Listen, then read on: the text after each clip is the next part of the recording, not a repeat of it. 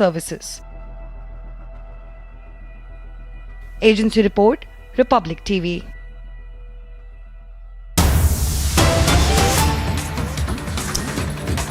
All right, news break coming in. They're getting in this latest on the situation in Afghanistan, where the protests have only been escalating by the women who've been staging a protest demanding their voices to be heard. This, of course, after their rights are being suppressed in wake of those diktats being passed by the Taliban. In fact, one of those protesters was even heard as saying that the world must not forget that Afghanistan is the only country in the world that bans girls from schools and women from university. The Taliban are committing crimes, atrocities against humanity, and that the women of Afghanistan will not be silenced. Those are the visuals there that speak 1,000 words. As far as the situation in Afghanistan is concerned. Remember, in Afghanistan, the Taliban has passed an order, a diktat of sorts, which states that women will no longer be allowed to work at non-governmental organizations. Not just this, women have also been barred from studying, in fact, pursuing higher education in Afghanistan. So a crackdown on women in Afghanistan, and in wake of that, protests continue by those Afghanistan women who are out on the streets staging a protest demanding their voices to be heard and saying that their rights must not be suppressed by the Taliban. Those visuals there on your screens where the women can be heard voicing their dissent against those diktats that have been passed by the Taliban, which states that women will no longer be allowed to pursue higher education. They will also not be allowed to work at non-governmental organizations. Remember, several such scenes have surfaced from several cities in Afghanistan, be it Kabul, Herat and even Kandahar, where men have also come out in solidarity with those women who've been staging a protest saying that their rights should not be curbed by the Taliban leaders. So there you heard the voices of those women who are saying that the world is taking note of the kind of suppression being seen in Afghanistan on these women.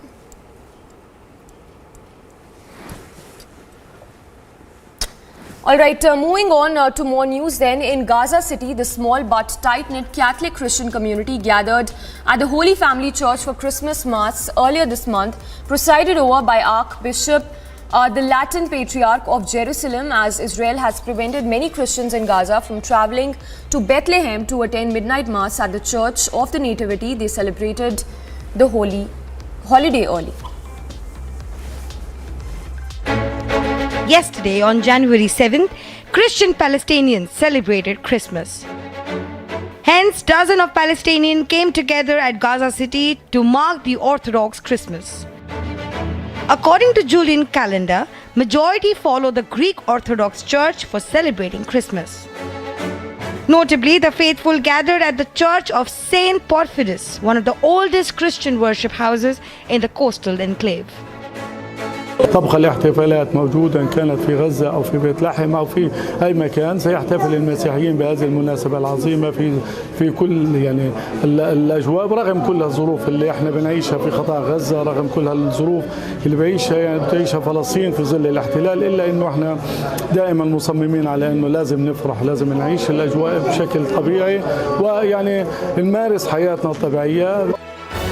Like fellow Muslim neighbors, Gaza's Christians feel the pinch of blockade that Israel and Egypt imposed on territory since the militant Hamas group took power in 2007. Israel says the closure is necessary to stop Hamas from stocking up weapons, while critics say the blockade amounts to collective punishment.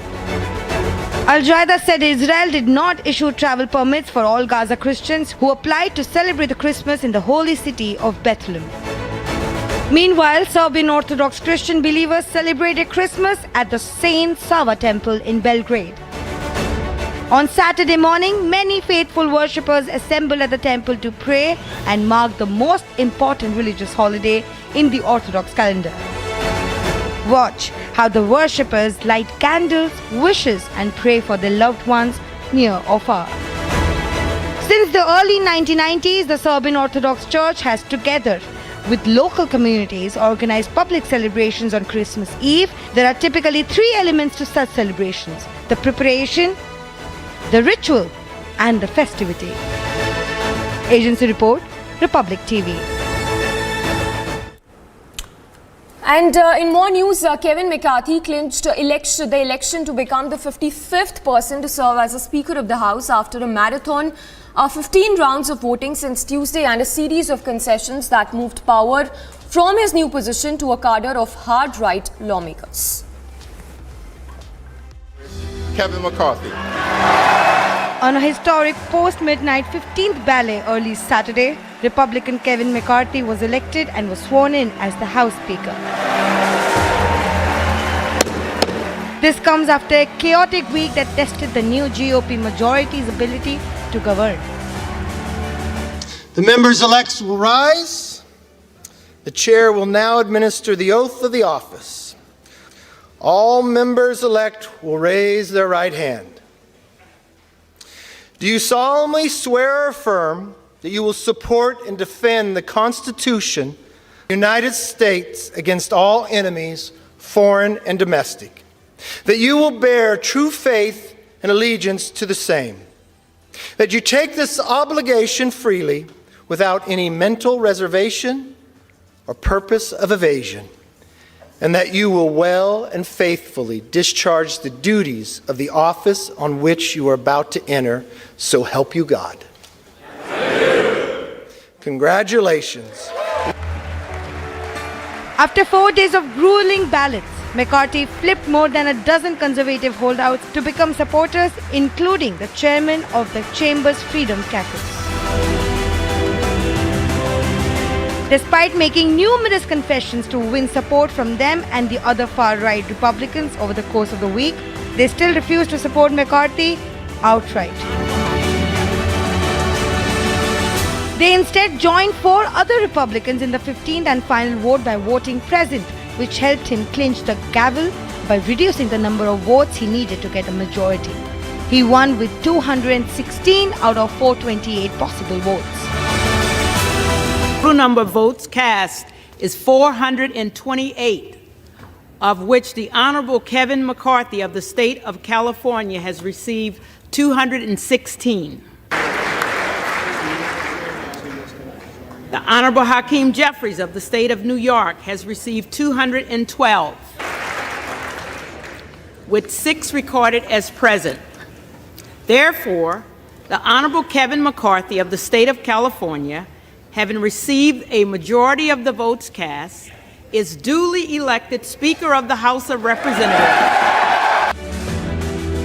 After the victory, United States Republican Kevin McCarthy thanked former President Donald Trump. But I do want to especially thank President Trump. I don't think anybody should doubt his influence. He was with me from the beginning. Somebody wrote the doubt of whether he was there, and he was all in. He would call me and he would call others. And he really was, I was just talking to him tonight, helping get those final votes. And what he's really saying, really for the party and the country, that we have to come together. We have to focus on the economy. We've got to focus, make our borders secure. We've got to do so much work to do, and he was a great influence to make that all happen. So thank you, President Trump. Fingers were pointed, words exchanged, and violence apparently just averted. It became a tie. And I really think, Matt had talked to me before, Matt really wanted to get everybody there. And so look, through all of this, people's emotions go up and down. And at the end of the night, Matt got everybody there from the point that nobody voted against the other way. So it actually helped unite people. The tally was 216 to 212, with Democrats voting for leader Hakeem Jeffries and 6 Republican holdouts to McCarthy simply voting present. Finally, the bitter standoff that had shown the strength and fragility of American democracy has now come to an end. All right, the ayes have it. Agency Report, Republic TV.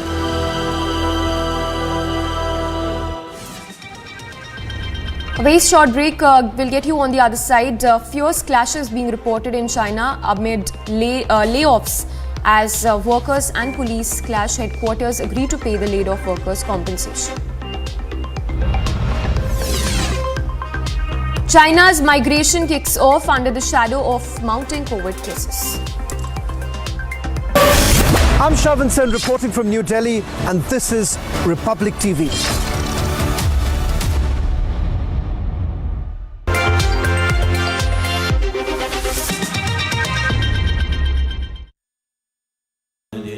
Amity has been ranked India's #1 not-for-profit private university for 10 years, with top 10 ranked institutions in management, engineering, biotech, law, mass comm, telecom, hospitality, fashion and more.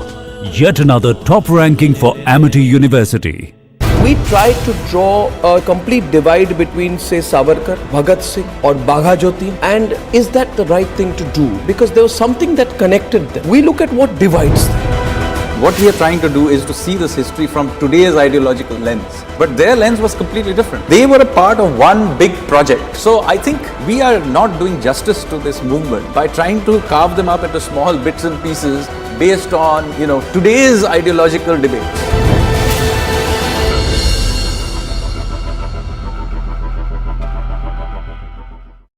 There are rumors that Pakistan has, conducted airstrikes in Nangarhar province of Afghanistan. So the Foreign Office of Pakistan has come out and said, this is untrue, this is fake news, we have done nothing of the sort. But if you remember last year, Pakistan did conduct airstrikes inside Afghanistan in two different provinces, and more than 40 people died, out of them 15 or 16 were children. So the Pakistani Air Force actually killed children inside Afghanistan, and the Taliban condemned it.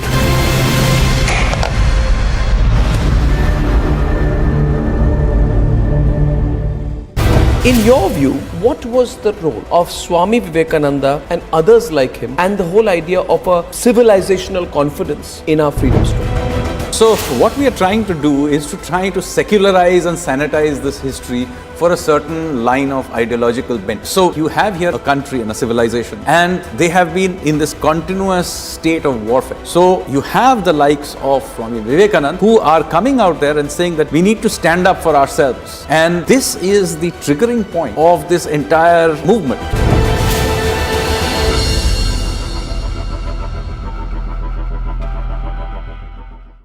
My question to you was that generations of Indians, you and me, have grown up feeling that all that brought us was a passive, non-violent resistance. Now, was that overplayed?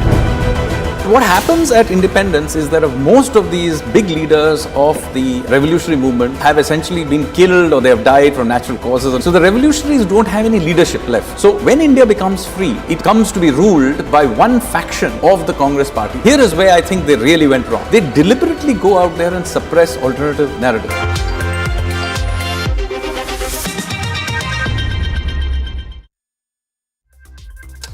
In more global news, thousands of people marched from around France and Europe through Paris on Saturday to show their anger over the unresolved killing of 3 Kurdish female activists in the French capital 10 years ago. Over 1,000 took to streets in Paris yesterday. The protest was to show their anger over the unresolved killing of 3 Kurdish women activists in the French capital 10 years ago.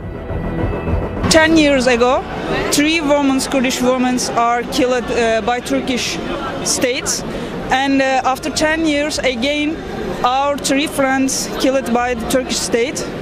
And now it is important for me being here because I want to support my struggle and I want to support Kurdish women. The marchers were also mourning 3 people killed outside a Kurdish cultural center in Paris 2 weeks ago in what prosecutors called a racist attack. Nous sommes en soutien avec les amis turcs parce que je suis turc moi-même et il est très important parce que ce qui se passe chez les Kurdes demain peut arriver aussi chez nous. Il est très important parce que 10 ans en arrière, il y a eu 3 dames qui ont été victimes, qui ont été tuées aussi, massacrées ici à Paris même, donc on n'est jamais encore à l'abri, il peut arriver n'importe quoi. Escorted by police, about a dozen buses from Germany, the Netherlands, Switzerland and Belgium carried Kurdish activists to start off the march near a train station in northern Paris. The demonstration was timed to mark the 10th anniversary of the killing of Sakin Kansis, Fidan Jobin, Dogan and Laila Sailemes on January 9, 2013. Pour moi, c'est important de venir pour montrer que on peut pas tuer en plein milieu de journée les gens, surtout les Kurdes, qu'on nous tue partout et on n'est pas en sécurité, voilà, et c'était ça. Ouais, je suis en colère, comme toute plupart des Kurdes. Turkish officials suggested at that time that the killing may have been part of an internal feud among Kurdish activists or an attempt to derail peace talks. Marchers carried banners bearing the victims' portrait as well as the flags for the PKK, which is banned in Turkey. Notably, in response to last month's shooting, Paris police were on alert on Saturday after skirmishes at Kurdish gatherings in the past. According to prosecutors, the suspected assailant told investigators that he had a pathological hatred of non-European foreigners. He was handed preliminary charges of racially motivated murder, though Kurdish activists suspect that the attack was politically driven. Remember, Kansas was a founder of Kurdish Workers' Party or PKK, which Turkey, the United States and the European Union considered a terrorist group. Kurdish activists suspect that the Turkish intelligence service was involved in the killing. The suspected attacker, a Turkish citizen, died in French custody before the case reached the trial. Agency report for Republic TV. A quick roundup of news in brief. US-guided missile destroyer Chung-hoon transited through the neutral waters of the Taiwan Strait in a demonstration of the US commitment to a free and open Indo-Pacific area. However, Beijing has asked Washington to stop selling arms to Taiwan. The Saudi Arabian government infiltrated Wikipedia and jailed its 2 high-ranking officials in a bid to control the content of the website. The sources revealed that government prosecuted them because they had contributed information deemed critical about the prosecution of political activists in the country. Roadblocks and protests continue across Peru as people demanded President to step down. However, President said that the police and army are working lawfully to protect public peace and said that only a few groups have been staging protests. A powerful storm heading towards California has prompted governor to declare an emergency in the state.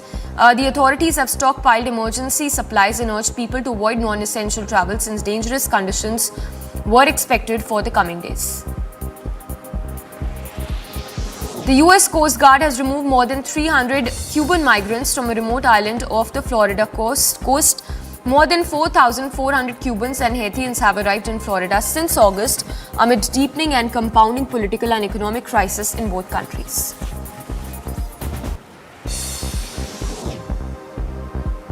Launching State Olympic Games, Maharashtra Chief Minister Eknath Shinde declared that 122 new sport complexes would be built soon in rural areas to reinforce state status as a sporting powerhouse in the country at par with international standards. Heavy favourites Shiva Thapa and Muhammad Husamuddin powered their way to remarkable victories and bagged gold medals, while defending champions Services Sports Control Board topped the rankings with 10 medals at the 6th Elite Men's National Boxing Championship in Hisar on Friday.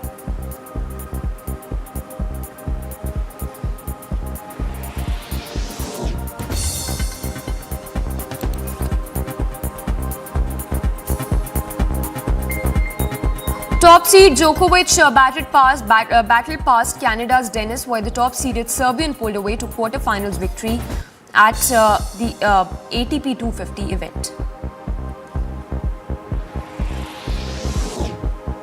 Andy Murray arrived in Melbourne ahead of Australian Open and held its first training session. Murray is looking forward to win his first Australian Open title when the tournament starts on 16th of January. Defending champion Rafael Nadal practiced at the Rod Laver Arena in Melbourne ahead of Australian Open. Nadal losing both matches in the United Cup and winning just one of his last 7 matches.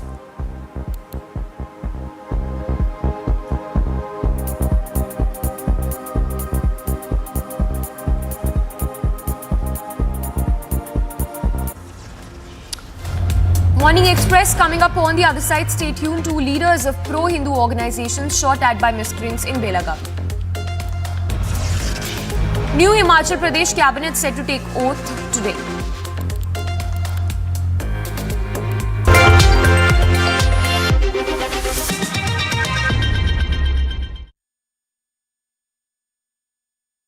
My question to you was that generations of Indians, you and me, have grown up feeling that all that brought us was a passive, non-violent resistance. Now, was that overplayed? What happens at independence is that most of these big leaders of the revolutionary movement have essentially been killed or they have died from natural causes. And so the revolutionaries don't have any leadership left. So when India becomes free, it comes to be ruled by one faction of the Congress party. Here is where I think they really went wrong. They deliberately go out there and suppress alternative narratives.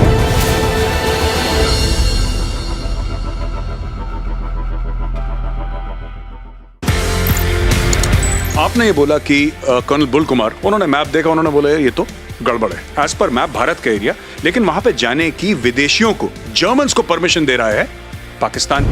क्योंकि since there were some people like us who were aware of what is Siachen Glacier, we knew what it is like. मैं बिला फॉन्डला पहुंचा, पाकिस्तान का helicopter मेरे ऊपर, तो उसने मुझे देखा, मैंने उसको देखा, उसने वहां से घुमा पीछे और वापस। They were shocked. When are our children going to see the real history of India put before them? I believe we don't really need to wait for school textbooks to be changed, because that can't be the only source of our knowledge and information. When are we going to rewrite our history? There is another story to how India grabbed its freedom. It was not only through the non-violent movement. In the 20th century, with the revolutionaries, you see this really strong armed resistance. I think this story needs to be told. Sadly, it is barely mentioned in our textbooks.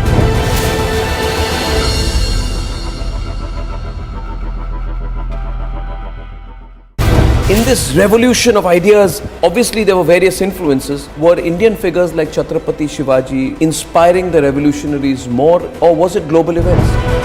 The revolutionaries were characters of their own time. But a very important inspiration was also the long history of India's resistance to foreign occupation. And of course, Hindu revivalism is an important part of it. How they saw themselves, holding the Gita in one hand, a revolver in the other hand, and making oaths. So you can see Hinduism, particularly the Shakti strand of Hinduism, having a deep influence on the way many of these revolutionaries saw themselves.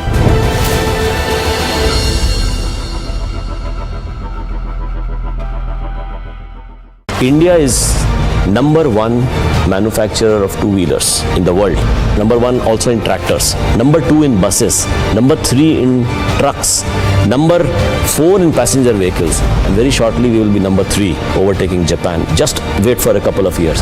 I've told that you've taken some 800 acres. You are investing some 20,000 or 18,000 crore rupees in a Haryana plant. So you're also preparing for the future. That shows your commitment. India is number one manufacturer of two-wheelers in the world. Number one also in tractors. Number two in buses. Number three in trucks. Number four in passenger vehicles. And very shortly we will be number three, overtaking Japan. Just wait for a couple of years. I've told that you've taken some 800 acres. You are investing some 20,000 or 18,000 crore rupees in a Haryana plant. So you're also preparing for the future. That shows your commitment. Its capacity is 1 million cars annually. So this is going to be one of the largest in the world. Not one of the largest. It is the largest.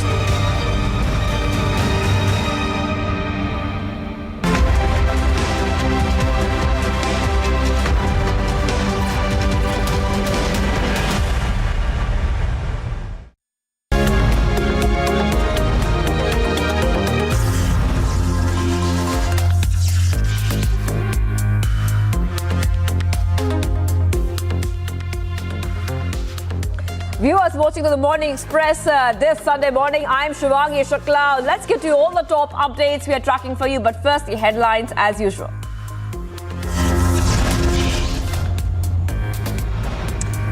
Two leaders of pro-Hindu organizations shot at by miscreants in Belagavi.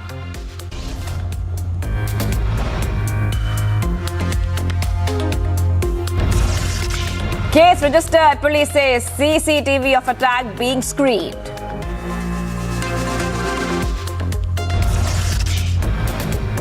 One dead, several injured as building collapses in national capital.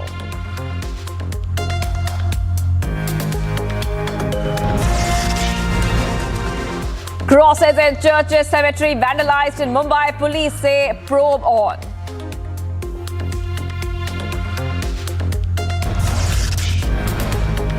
New Himachal Pradesh cabinet is set to take oath today.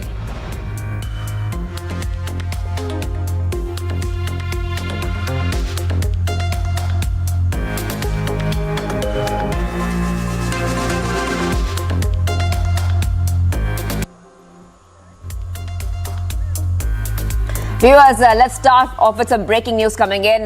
This is on the Rajouri terror attack. The death toll has risen to 7. I repeat, the death toll has risen to 7. Another injured has succumbed to his injuries. His name is Prince. He was shot at by terrorists on January 1st, viewers. So getting some more details coming in on the Rajouri terror attack update, where we are learning so far, viewers, the death toll has now risen to 7. And one more person has succumbed to his injuries. He was shot at by terrorists on January 1st. So we're getting back-to-back updates right now. Remember, viewers, there was this terrible attack which had taken place in Rajouri district. And as search operations continue to crack the Rajouri terror attack case, we're getting some more updates, which you'll see on your screens right now. Big flash coming in on the Morning Express, where we are learning that death toll is now risen to 7. Let's go to Gursimran, who's joining us live. Gursimran, just take us through the latest details we're learning right now. We know that the search operation is also on, but who is this person who has succumbed to his injuries? Well, see, Prince has come to the injuries. Prince was the first person who was shot at by the Pakistani terrorists when they entered his house, and then followed by his brother Deepak, who was killed by the terrorist. So it was the first house Prince was living in, and he was in the backyard of his house when the terrorists barged into his home and they opened fire at him. He was critically injured. He had injuries at chest and lower abdomen. He was first treated at the government medical college in Rajouri, and then he was transferred shifted to the government medical college in Jammu, where he was under treatment. Attempts were made to airlift him to the AIMS in the national capital, but it could not go through due to his critical condition. And now yesterday midnight, he's come to his injuries, and his mortal remains are now being taken back to his native village in Dangri. This takes the total toll of deaths in the Dangri terror attack to the 7, and 5 of 7 have died due to the firing of the terrorists after checking their Aadhaar cards. Right. And Gursimran, just take us through where the investigation stands at this point of time, because we know that a massive search operation is also on right now. It's happening because big leads are also being found. Big leads are also being found on who was behind this terror attack. Gursimran, take us what's happening.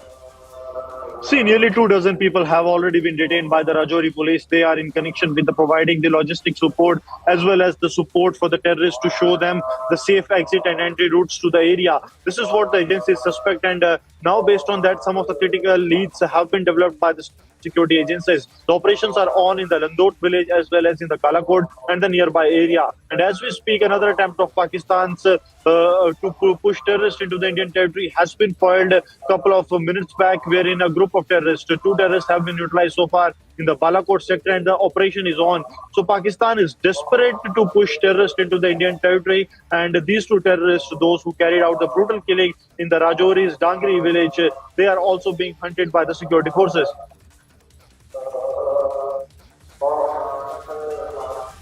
All right, Gursimran, thank you for getting us all the details right now. So Gursimran, keeping us up to date on what's happening. This is the Rajouri terror attack we're talking about, viewers, getting some back-to-back updates. The death toll has risen to 7 now.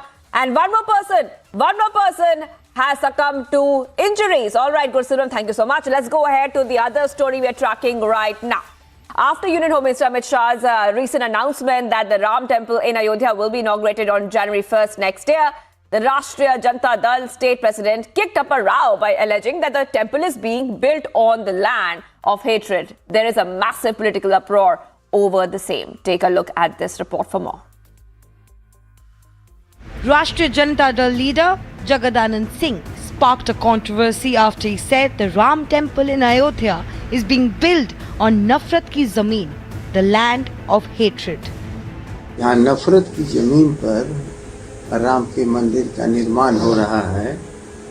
यहाँ की अब इंसानियत से बड़ा इस भारत में उन्मादियों की अब राम बचेंगे। The RJD leader's remarks came days after Union Minister Mishra announced that the Ram Mandir would be ready for inauguration on January 1st, 2024. 1 जनवरी 2024 को अयोध्या में गगनचुंबी राम मंदिर वहां पर आपको तैयार मिलेगा। When Republic confronted this RJD leader, he stayed firm on his statement and reiterated that the temple is being built on what he called a plot of hatred.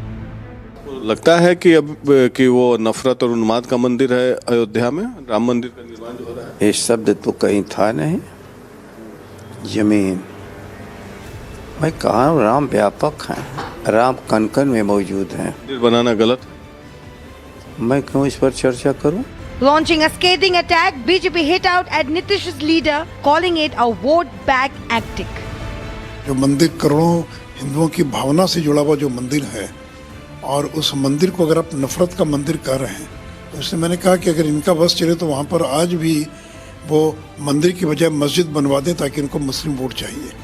तो तुष्टीकरण के लिए किसी सीमा तक की जा सकते हैं। The question is, will any action be taken against this anti-Hindu comment? Bureau Report, Republic TV.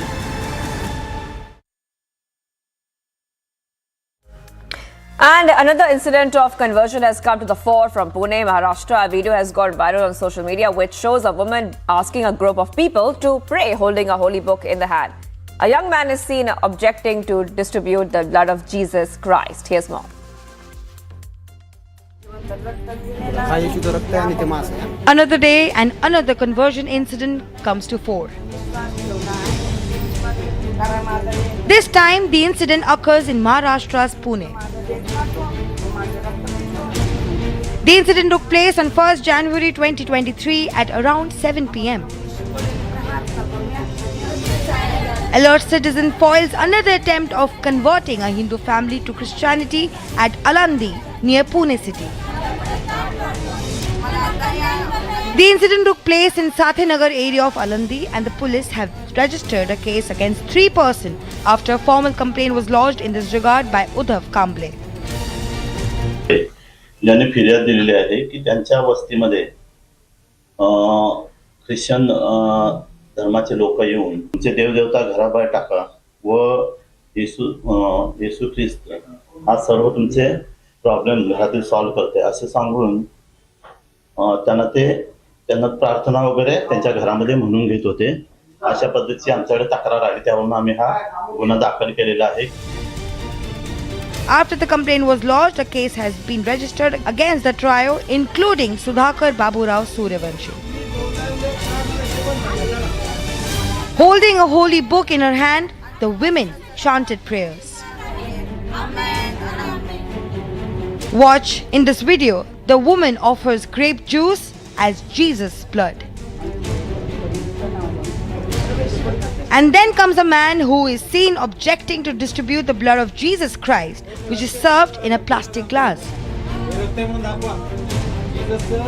Watch how the man asks to prove that red water was the blood of Jesus Christ.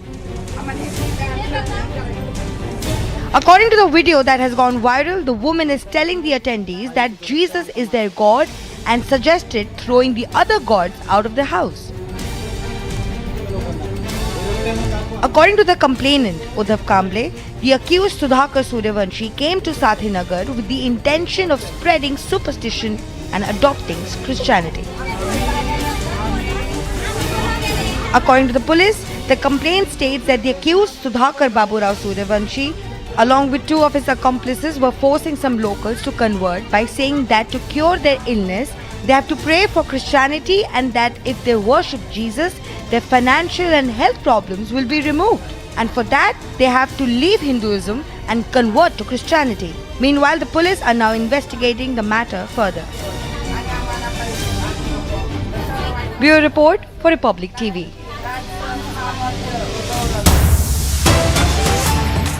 All right, viewers, getting some breaking update coming in after fierce clashes between the laid-off workers at ZY Bio and CCP police. Some headhunters have agreed to pay the laid-off workers 6,000 yuan compensation. Some workers left after being paid Others refused to leave as their headhunters only wanted to pay 2,000 yuan.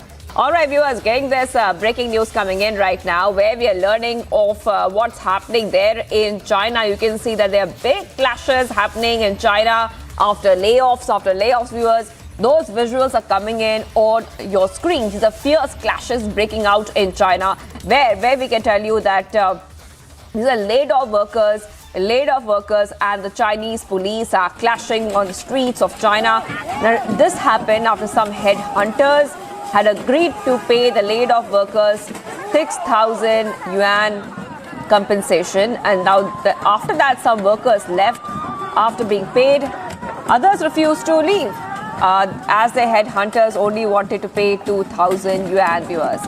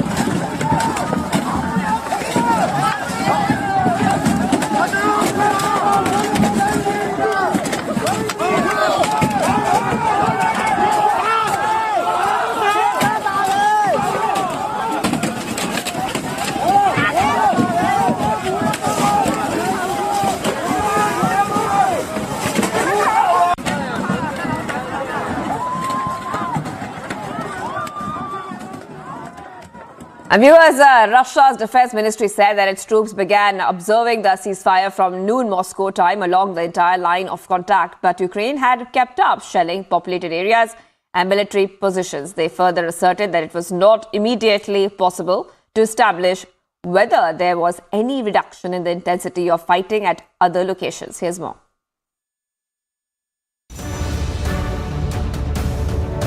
The Russian Defense Ministry makes big claims. Following the ceasefire announcement made by Russia's President Vladimir Putin, the Russian Defense Ministry said that Moscow's troops had been observing a short ceasefire.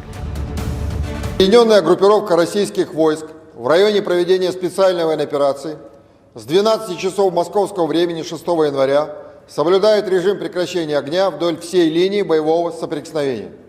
Вместе с тем, киевским режимом в течение прошедших суток продолжались артиллерийские обстрелы населенных пунктов и российских позиций. Kyiv officials dismissed the move but didn't clarify whether Ukrainian troops would follow suit. On the other hand, Russia's defense ministry insisted that its forces along 1,100-kilometer front line were observing the ceasefire but returned fire when attacked. Notably, the ministry spokesman Igor Konashenkov reported multiple Ukrainian attacks in the eastern Donetsk and Zaporozhye regions. В Краснолиманском направлении вооруженными силами Украины произведено 11 минометных обстрелов российских позиций. На Солидарском, Авдеевском и Марьинском направлениях противник 51 раз применил артиллерию по подразделениям российских войск. По жилым кварталам города Донецк украинскими войсками выпущено более 60 снарядов крупного калибра. Открывали артиллерийский огонь 31 раз. На Херсонском и Криворожском направлениях противник произвел 17 артиллерийских обстрелов. Ответным огнем российских войск все позиции вооруженных сил Украины, с которых осуществлялись обстрелы, подавлены. Remember, Putin's announcement of ceasefire came after the head of the Russian Orthodox Church, Patriarch Kirill, proposed a ceasefire for the Christmas holiday. Agency Report, Republic TV. I'm Gursimran Singh in Jammu and this is Republic.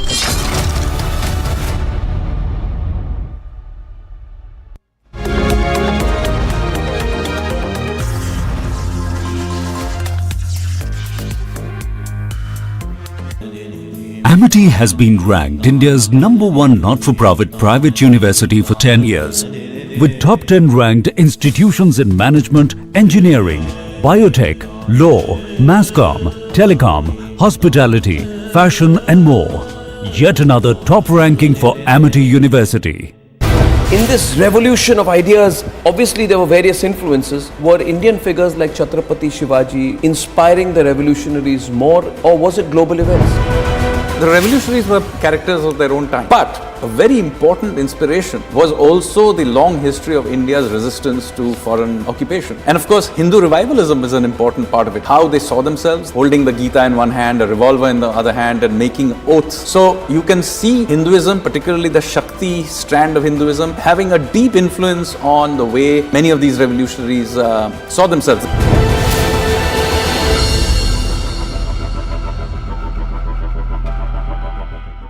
India is number one manufacturer of two-wheelers in the world. Number one also in tractors. Number two in buses. Number three in trucks. Number four in passenger vehicles. And very shortly we will be number three, overtaking Japan. Just wait for a couple of years. I'm told that you've taken some 800 acres, you are investing some 20,000 or 18,000 crore rupees in a Haryana plant. So you're also preparing for the future. Yeah. That shows your commitment. Its capacity is 1 million cars annually.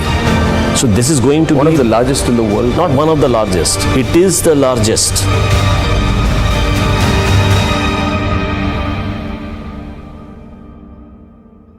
We tried to draw a complete divide between, say, Savarkar, Bhagat Singh or Bagha Jyoti, and is that the right thing to do? Because there was something that connected them. We look at what divides them. What we are trying to do is to see this history from today's ideological lens. But their lens was completely different. They were a part of one big project. So I think we are not doing justice to this movement by trying to carve them up into small bits and pieces based on, today's ideological debates.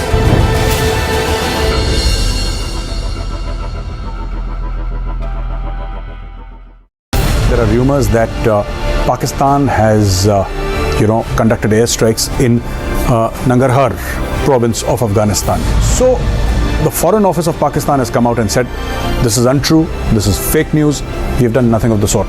But if you remember last year, Pakistan did conduct airstrikes inside Afghanistan in two different provinces, and more than 40 people died, out of them 15 or 16 were children. So the Pakistani Air Force actually killed children inside Afghanistan, and the Taliban condemned it.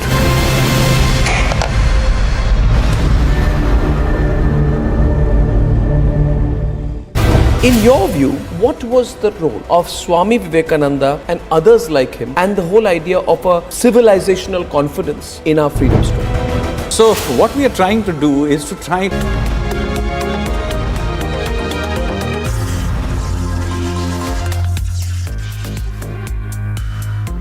Viewers, you're watching the Morning Express. I'm Shivangi Shukla. Getting in some more updates coming in this sort of time. A big breaking news of the Haryana minister. The victim's torn t-shirt has been recovered. Another section has been added in the FIR. The SIT has been recovered. The torn t-shirt of the victim from a residence. So we are getting some back-to-back breaking updates coming in, where we can tell you, viewers, that the victim's torn t-shirt, I repeat, the victim's torn t-shirt has been recovered. Another section has been added in the FIR. The SIT has also recovered the torn t-shirt of the victim from her residence, viewers, from her residence. Remember that after Haryana Minister Sandeep Singh gave up his sports portfolio following allegations of sexual harassment against him by a junior athletics coach, it's now learned that the portfolio will be held by the Chief Minister as well, Manohar Lal Khattar. Let's go ahead to, we are being joined by Amandeep. Amandeep, a very good morning to you. We're getting a big development coming in the Haryana Minister assault case. Take us through what has the SIT found. We know that a victim's torn t-shirt has been recovered. Well, absolutely, Shivangi. Yesterday, basically, the special investigation team of Chandigarh Police visited the residence of a victim, and according to her statement, she has claimed that there was a t-shirt that was torn by the Minister Sandeep Singh on July 1st. And according to that statement, the police have collected the torn t-shirt as a piece of evidence in the case. And meanwhile, after recovering the torn t-shirt, they have also added the section 509, that is stating that insult modesty of a woman. And in fact, now this is a more problematic situation for Minister Sandeep Singh, that another section has been added just because, Shivangi, the point is that according to the statement, one by another, police is trying to collect the evidence to prove the case, just because this is a high-profile case and SIT don't want to take any kind of chance before questioning or arrest Minister Sandeep Singh. So that is the reason. Now another piece of evidence has been recovered by the police, and in fact, trouble mounting situation for the Minister Sandeep Singh, though his portfolio has already been taken over by Chief Minister Manohar Lal Khattar, and yesterday the notification has also been issued that now Sandeep Singh is no more a sports minister, and that junior coach has continuously leveling the allegations that why no action has been taken against Minister Sandeep Singh so far, despite knowing that there are non-bailable sections added in the FIR. And in fact, this 509 is another section added in the FIR by the Chandigarh police. And now just wait and watch, Shivanji, when the police is going to take action against Sandeep Singh, when they are turning their investigation towards Sandeep Singh, just because so far they have just recreated the crime scene and in the presence of victim, but they have not questioned Sandeep Singh, they have not arrested Sandeep Singh, they have not called Sandeep Singh, they have not had any kind of face-to-face questioning with Sandeep Singh. So far the accused part is still missing in the course of investigation. But yes, SIT is... Right, Amandeep, right. Right, Amandeep. And also, if you could tell our viewers a little bit more about what's happening right now. Has Sandeep Singh accepted the charges against him? Because for a very long time, he has been dismissing the charge as baseless and was calling for an independent inquiry. Well, Shivangi, the only statement came out from Minister Sandeep Singh is that it was a politically motivated case. And in fact, after that, he had turned out to be silent on this entire development. And in fact, Chief Minister Manohar Lal Khattar is also trying to defend his own minister. And even now the political parties have also started mounting the pressure on the police to arrest Minister Sandeep Singh and to sack from the cabinet ministry. And but no action has been taken so far. And even, Shivangi, most important point is that SIT constituted by Haryana government, they are doing a parallel investigation to this. They are also preparing a fact-finding report on this entire incident that will be handed over to the Chief Minister Manohar Lal Khattar, and later the action will be taken accordingly. But what is the point of this parallel investigation when Chandigarh police is already conducting a thorough investigation with an SIT? But right. ADGP rank level has also been deputed to conduct a parallel investigation in Haryana on the entire incident. Yes, Shivanji. All right. Thank you, Amandeep, for joining us there. Amandeep, getting us top updates right now. So, victim's torn T-shirt has been recovered. Another section added to the FIR. Thank you, Amandeep, and keep us ahead on the story. Let's go ahead to the other story we're tracking right now. Day by day, anger mounts over the long rope given to the ex-Haryana Minister Sandeep Singh, who is accused of sexual harassment. CM Khattar has decided to remove the accused minister from the government. Here's more.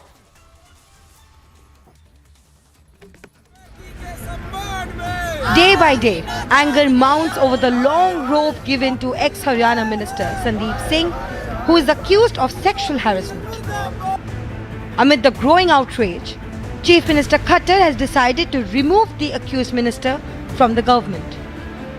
In the Minister Sandeep Singh's case, now Aam Aadmi Party youth wing to Gherao minister's residence to put pressure to arrest him, to sack him from the ministry. And even the Chandigarh police had deployed a heavy security at the spot so that at least protesters should not create any kind of law and order situation. And even Aam Aadmi Party's youth wing is all adamant to reach and Gherao the minister's residence. But the action comes after a week of the FIR being filed. Questions also being raised on the go slow by the police. Give us one single question. No, ma'am, it's not. No, ma'am, just one question. Ma'am, just. Manisha, ma'am, just one question. Ma'am, why no arrest so far? Just one question, that why no arrest so far, ma'am? Why no arrest, despite knowing that there is a non-bailable sections imposed in the FIR, ma'am? Ma'am, why? It's been over 7 days. The accused is still out. उनके जो जिस हिसाब से वो चीज़ें कर रहे हैं, इससे अभी के टाइम पे मेरे कहीं ना कहीं जितना इतना डिले चल रहा है उसके हिसाब से मेरे अंदर भी काफ़ी सारे सवाल खड़े हैं कि उसके अगेंस्ट 5-6 दिन हो चुके हैं पर्चा दाखिल हुए, तो उसको पुलिस अभी तक गिरफ्तार क्यों नहीं कर रही है? और ना ही उसको गिरफ्तार कर रहे हैं, इवन उसके घर पे जाके पूरा उसकी जो VVIP उसके जो प्रोटोकॉल के थ्रू ही उसको घर पे जाके मतलब बयान दे रहे हैं। तो कहीं ना कहीं दिमाग में ये सवाल है कि विक्टिम मैं हूँ या विक्टिम वो है? एक अक्यूज्ड को पुलिस घर पे जाके प्रोटोकॉल के थ्रू उनके घर से उनकी स्टेटमेंट ले रही है और मेरे को बार-बार 8-8 घंटे 7-7 घंटे मुझे बार-बार क्वेश्चनिंग की जा रही है। Will the police under Khattar act as the victim awaits justice? Bureau report for Republic TV. Viewers, much more coming up on the Morning Express. Crosses and churches, cemetery vandalized in Mumbai. Police say probe on.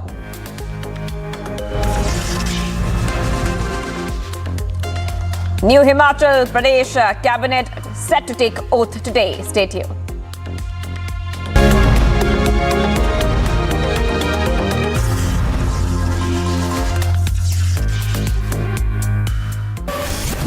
This is Mishra reporting from Mumbai, and this is Republic.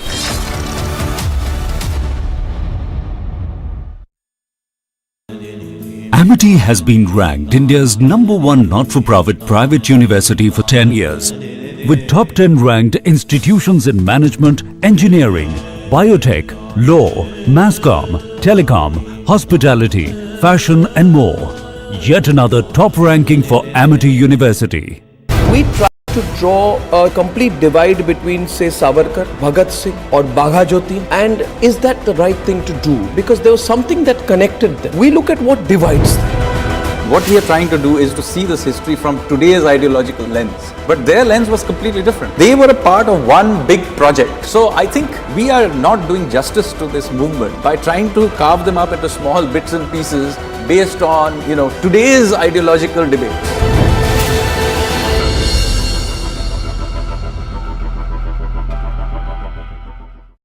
There are rumors that Pakistan has, conducted airstrikes in Nangarhar province of Afghanistan. So the Foreign Office of Pakistan has come out and said, this is untrue, this is fake news, we have done nothing of the sort.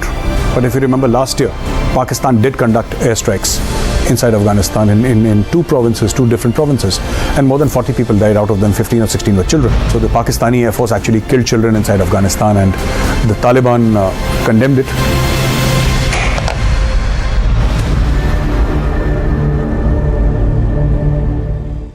In your view, what was the role of Swami Vivekananda and others like him, and the whole idea of a civilizational confidence in our freedom struggle?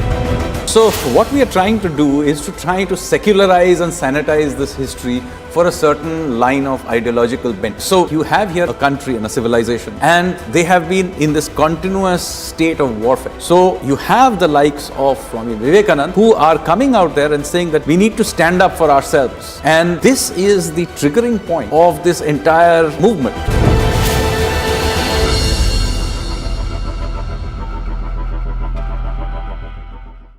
My question to you was that generations of Indians, you and me, have grown up feeling that all that brought us was a passive, non-violent resistance. Now, was that overplayed? What happens at independence is that most of these big leaders of the revolution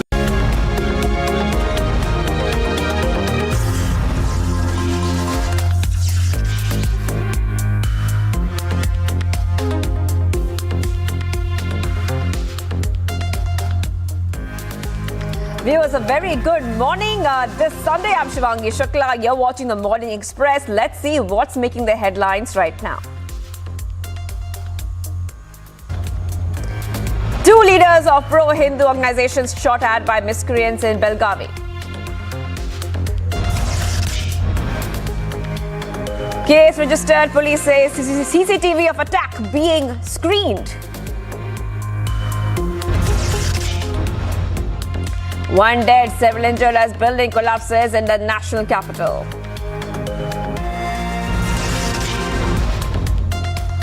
Crosses and churches, a cemetery vandalized in Mumbai. Police say probe on.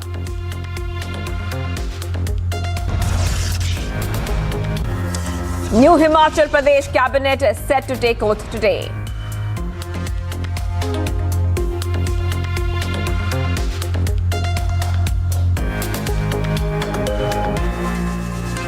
Viewers, our first story right now.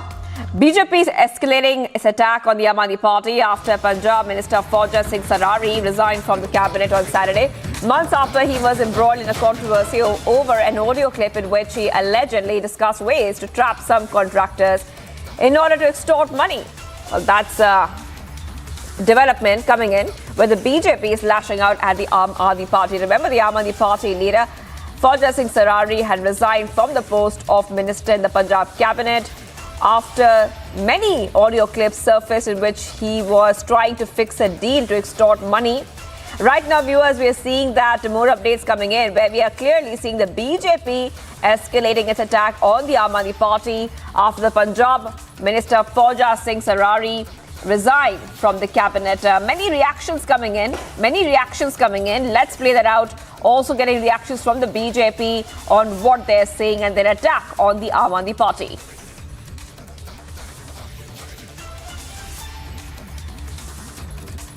Party AAP ka corruption ka paap has been exposed once again.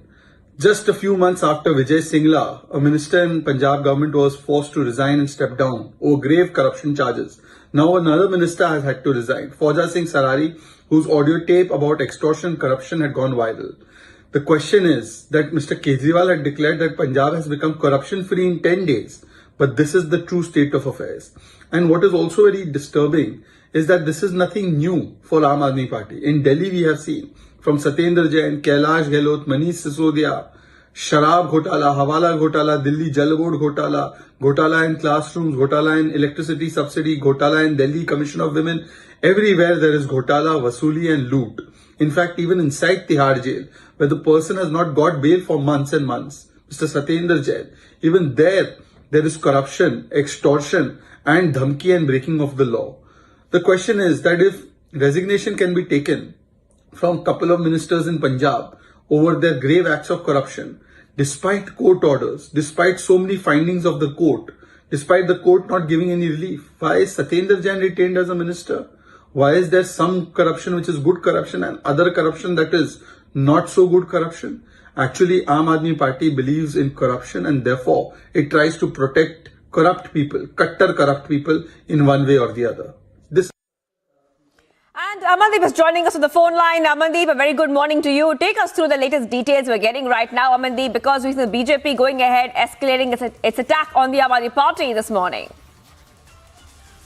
Well, this attack was invited by Aam Aadmi Party government themselves, Shivangi, just because this is the second minister that has resigned from his portfolio and from the cabinet after facing the corruption charges. Fauja Singh Sarari was a food processing minister and his audio clip went viral for extorting the money from the contractors and preparing a plan that how to go about it. And in fact, after that audio clip, Bhagwant Mann summoned and asked the justification from Fauja Singh Sarari that did not turned up. And in fact, now Fauja Singh Sarari has been resigned as a cabinet minister, and even he quoted that it is the personal reasons that he is resigning from this post. And in fact, from then, it was almost 4 months back, from then till now, Fauja Singh Sarari was facing the criticism why no action has been taken against Fauja Singh Sarari, and even these questions were being raised to the Aam Aadmi Party. But now Fauja Singh Sarari has been resigned from the cabinet. A new minister has also been inducted into the Bhagwant Mann's cabinet. But the question again arises, if Fauja Singh Sarari held guilty for the corruption charges for extorting the money from the contractors, why no case has been registered? Why Bhagwant Mann is settling down by taking his cabinet back, and in fact why no legal action has been taken when the electronic evidence is sustaining there to prove that case? So this is a big question. Just because, Shivangi, before this, just 2 months after Aam Aadmi Party came into the power in government, they have sacked their Minister of Health, Vijay Singla, with the corruption charges, and a case has been registered against him. He was arrested, he remained in the custody, and in fact he is still facing the case. But in this Fauja Singh Sarari's case, no legal action has been taken so far, that despite knowing that there is an electronic evidence. So let's wait and watch, Shivangi. Either this is an action just to specify the situation of Bhagwant Mann government regarding the corruption charges against his own minister, or he will take a step ahead and take the legal action against his own minister? Yes, Shivangi. Right, Amandeep. Well, thank you for joining us with all those details. Amandeep getting us top updates, and the BJP's scathing attack on the Aam Aadmi Party after the Punjab minister has stepped down after some audio clips surfaced in which he was trying to fix a deal to extort money. All right, viewers, let's go ahead to the other story tracking right now. Now, to assess the situation on the ground of the sinking town of Joshimath. In wake of land subsidence in Joshimath, the Uttarakhand Chief Minister Pushkar Singh Dhami visited the town. During his visit, Dhami interacted with locals, met families and assured them of all help. Take a look at this report. A key transit point for tourists travelling to Badrinath and Hemkund Sahib is sinking. Joshimath is sinking. Located at a height of 6,000 feet in Chamoli district, Joshimath falls in high-risk seismic zone 5. 561 houses in different areas of the town have developed cracks. बेटा हमको कोई रहने के ठिकाना है ही नहीं, कहाँ जाऊँ हम? इतने बच्चे लोग हैं यहाँ, इतनी परेशानी हुई, किराएदार वो सारा लोग चल गए और हम लोग कहाँ जाऊँ? हम ये सरकारी से ऑर्डर नहीं आ रहे कि तुम वहाँ कमरे में जाओ, ना हमको कोई खर लोग देखने सब आ रहे, और कोई नहीं बोले कि तुमको ठिकाना है वहाँ सोने के लिए कमरे तुम्हारे वहाँ है, कहाँ जाऊँ हम? क्या करूँ? It is not just houses, but even the lands have developed cracks. Condition, let me give you a sense. You can see the cracks in the roads, I can see, and there I'll ask my video journalist to zoom it a bit, and so that we can show you properly what is happening. If we talk about this particular road, this is a normal road, and this is not limited to road. Let me take you ahead. We will also talk to the people, but there you can clearly see the kind of cracks in the road. A temple collapsed, which has alarmed residents living under constant fear of a major disaster. You can see this was a temple which was here, and it is down now. It has collapsed. So there you can see the condition, as we were showing you the condition earlier also, how the cracks could be clearly seen. Even I'm standing on this particular house where this particular temple was, and now you can see it has already collapsed because of these kind of cracks which could be clearly seen in whole Joshimath. That's something what I am seeing in this particular ward. Chief Minister Dhami said that Joshimath has spiritual and cultural importance, and it is also to be kept in mind that the livelihood of people is not affected.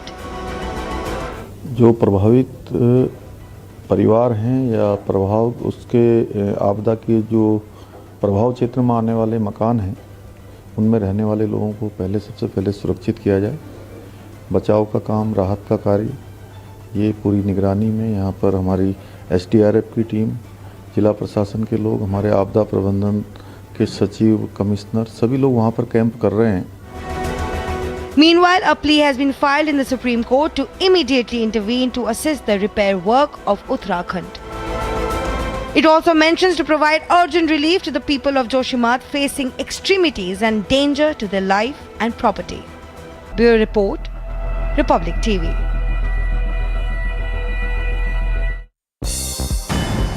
Viewers, time for top global updates. The US-guided missile destroyer Chung-hoon transited through the neutral waters of the Taiwan Strait in a demonstration of the United States' commitment to a free and open Indo-Pacific. However, Beijing has asked Washington to stop selling arms to Taiwan and cut US-Taiwan military ties and stop creating new tensions across the Taiwan Strait.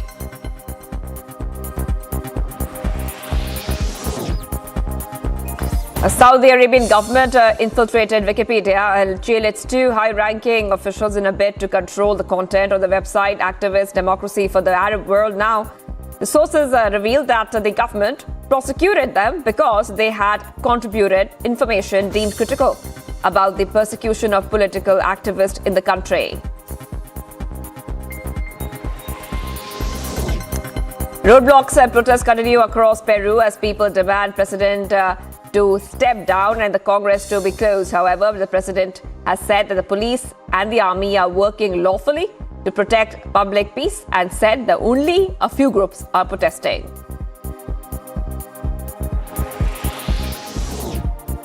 A powerful storm heading toward California has prompted the governor to declare emergency in the state. The state authorities have stockpiled emergency supplies and urged people to avoid non-essential travel since dangerous conditions were expected for the coming days. U.S. Coast Guard has removed more than 300 Cuban migrants from a remote island off the Florida coast. More than 4,400 Cubans and Haitians have arrived in Florida since August amid deepening and compounding political and economic crisis in both the countries.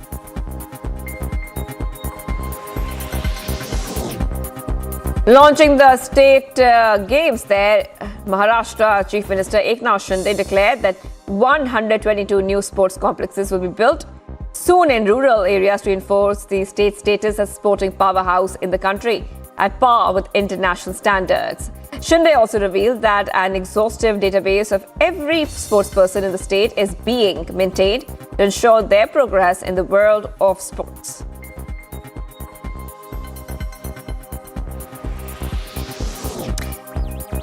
Heavy favorite Shiva Thapa and Mohammad Husamuddin powered their way to remarkable victories and bagged gold medals, while defending champions the Services Sports Control Board topped the rankings with 10 medals at the 6th Elite Men's National Boxing Championships on Friday.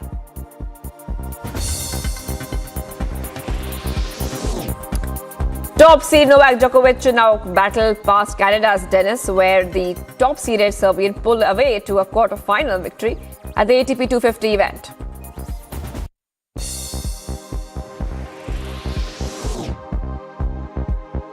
Andy Murray arrived in Melbourne ahead of the Australian Open and held his first training session there. And Murray is also looking forward to win his first Australian Open title when the tournament starts on the 16th of January.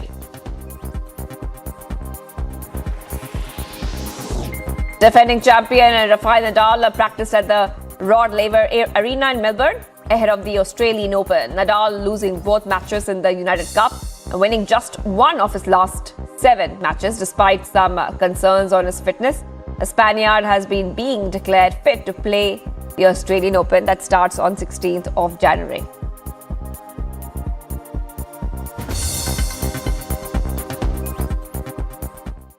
Viewers, Kevin McCarthy clinched the election to become the 55th person to serve the Speaker of the House after a marathon 15 rounds of voting since Tuesday and a series of concessions that moved power from his new position to a cadre of hard-right lawmakers. Here's more. Kevin McCarthy. On a historic post-midnight 15th ballet early Saturday, Republican Kevin McCarthy was elected and was sworn in as the House Speaker. This comes after a chaotic week that tested the new GOP majority's ability to govern. The members-elect will rise. The chair will now administer the oath of the office. All members-elect will raise their right hand. Do you solemnly swear or affirm that you will support and defend the Constitution of the United States against all enemies, foreign and domestic? That you will bear true faith and allegiance to the same? That you take this obligation freely without any mental reservation or purpose of evasion? And that you will well and faithfully discharge the duties of the office on which you are about to enter, so help you God. Congratulations. After 4 days of grueling ballots, McCarthy flipped more than a dozen conservative holdouts to become supporters, including the chairman of the Chamber's Freedom Caucus. Despite making numerous confessions to win support from them and the other far-right Republicans over the course of the week, they still refused to support McCarthy outright. They instead joined 4 other Republicans in the 15th and final vote by voting present, which helped him clinch the gavel by reducing the number of votes he needed to get a majority. He won with 216 out of 428 possible votes. Total number of votes cast is 428, of which the Honorable Kevin McCarthy of the state of California has received 216. The Honorable Hakeem Jeffries of the state of New York has received 212, with 6 recorded as present.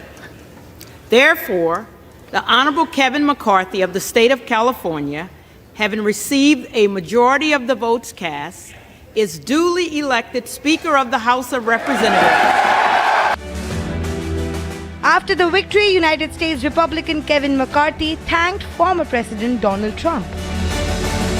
But I do want to especially thank President Trump. I don't think anybody should doubt his influence. He was with me from the beginning. Somebody wrote the doubt of whether he was there, and he was all in. He would call me and he would call others. And he really was, I was just talking to him tonight, helping get those final votes. And what he's really saying, really for the party and the country, that we have to come together. We have to focus on the economy. We've got to focus, make our borders secure. We've got to do so much work to do, and he was a great influence to make that all happen. So thank you, President Trump. Fingers were pointed, words exchanged, and violence apparently just averted. It became a tie. And I really think, Matt had talked to me before, Matt really wanted to get everybody there. And so look, through all of this, people's emotions go up and down.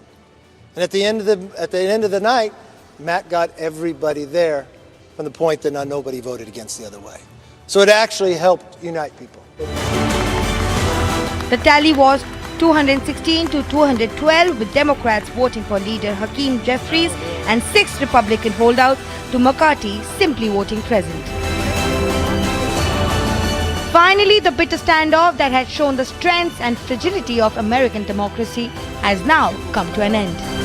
All right, the ayes have it. Agency report, Republic TV.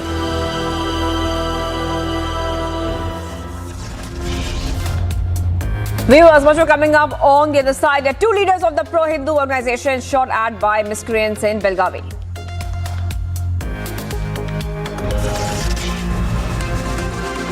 Case registered. Police say CCTV of attack being screened.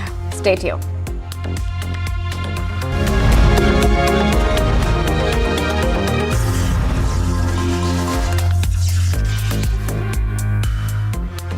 My question to you was that generations of Indians, you and me, have grown up feeling that all that brought us was a passive, non-violent resistance. Now, was that overplayed?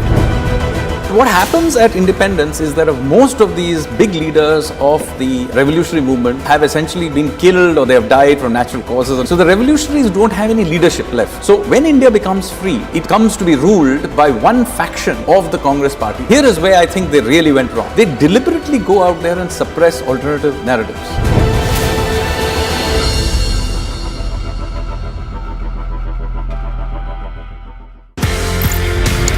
आपने ये बोला कि colonel Bull Kumar, उन्होंने map देखा, उन्होंने बोला ये तो गड़बड़ है। एज पर मैप भारत का एरिया, लेकिन वहां पे जाने की विदेशियों को, जर्मन्स को परमिशन दे रहा है पाकिस्तान। क्योंकि since there were some people like us who were aware of what is Siachen Glacier, we knew what it is like. मैं बिला फॉन्डला पहुंचा, पाकिस्तान का हेलीकॉप्टर मेरे ऊपर, तो उसने मुझे देखा, मैंने उसको देखा, उसने वहां से घुमा पीछे और वापस। They were shocked. When are our children going to see the real history of India put before them? I believe we don't really need to wait for school textbooks to be changed, because that can't be the only source of our knowledge and information. When are we going to rewrite our history? There is another story to how India grabbed its freedom. It was not only through the non-violent movement. In the 20th century, with the revolutionaries, you see this really strong armed resistance. I think this story needs to be told. Sadly, it is barely mentioned in our textbooks.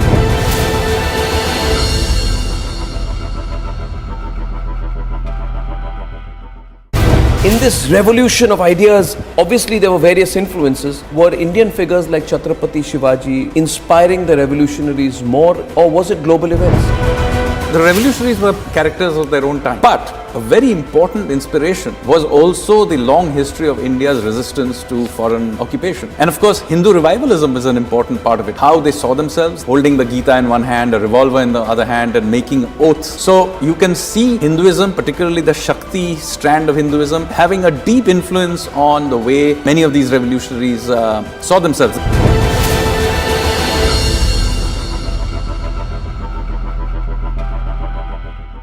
India is number one manufacturer of two-wheelers in the world. Number one also in tractors. Number two in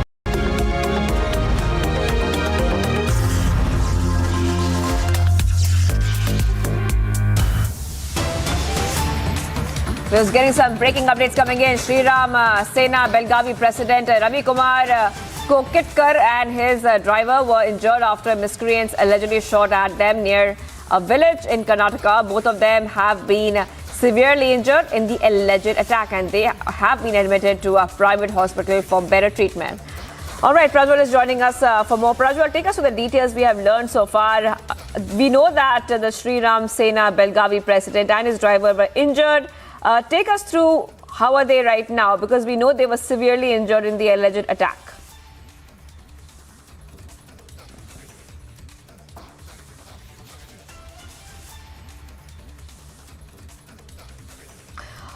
All right. We will go back to Prajwal. Some reactions coming in, viewers, right now. Let's play them out. Belagavi ಜಿಲ್ಲೆಯ ಜಿಲ್ಲಾ ಅಧ್ಯಕ್ಷರಾದಂಥ ರವಿ ಕೋಕಿತ್ಕರ್ ಇವರ ಮೇಲೆ ದುಷ್ಕರ್ಮಿಗಳಿಂದ firing ಆಗಿದೆ. ಅವರ ಬಹಳ ಕೂದಲು ಎಳೆಯಷ್ಟು ಗುಂಡು ತಾಗಿ, ಅಂದರೆ ಕತ್ತಿಗೆ ಗುಂಡು ತಾಗಿ ಹೋಗಿ ಡ್ರೈವರನ ಕೈ ಒಳಗಡೆಗೆ ಗುಂಡು ಹೋಗಿ ಅದು ಡ್ರೈವರ್ನ ಕೈಗೆ ನಿಂತ್ಕೊಂಡಿದೆ ಗುಂಡು. ಸೊ ಬಹಳ ದೊಡ್ಡ ಪ್ರಮಾಣದಲ್ಲಿ ಒಂದು ಅಪಾಯಕಾರಿ ಆದಂಥ ಹಲ್ಲೆ ದೇವರ ದಯೆಯಿಂದ ಸುಖಕರವಾಗಿದೆ. ಇದನ್ನು ನಾನು ಖಂಡಿಸ್ತಾ ಇದ್ದೀನಿ, ವಿರೋಧಿಸ್ತಾ ಇದ್ದೀನಿ. ಈ ರೀತಿಯ ದುಷ್ಕರ್ಮಿಗಳ ಆಟ ನಡೆಯುವುದಿಲ್ಲ. ಹಿಂದುತ್ವಗೋಸ್ಕರ ಇರುವಂಥ ಶ್ರೀರಾಮ ಸೇನೆ ಸಂಘಟನೆ ಎಂದೂ ಯಾವತ್ತಿಗೂ ಕೂಡ ನಿಮ್ಮ ಗುಂಡಿಗೆ, ನಿಮ್ಮ ಬಾಂಬಿಗೆ, ನಿಮ್ಮ ಕತ್ತಿಗೆ, ನಿಮ್ಮ ತಲವಾರಿಗೆ ಬೆದರುವಂಥದ್ದಲ್ಲ ಅಂತನ್ನುವಂಥದ್ದು ದುಷ್ಕರ್ಮಿಗಳಿಗೆ ಎಚ್ಚರಿಕೆಯನ್ನು ಕೊಡ್ತಾ ಇದ್ದೀನಿ. All right, viewers, let's go to Prajwal, who's joining us as well. Prajwal, take us through what we know so far. We know that the Sri Ram Sena Belgavi president and his driver were injured, and they were seriously injured in that incident which had transpired where miscreants shot at them. What do we know about their health right now? Shivangi, so far now we get to understand that this particular incident happened last evening between 7:30 to 7:45, according to the cops. Now, the cops in Belgavi state that they are looking whether this is a personal angle or is this because that both of them were associated with the pro-Hindu organizations that the miscreants targeted them.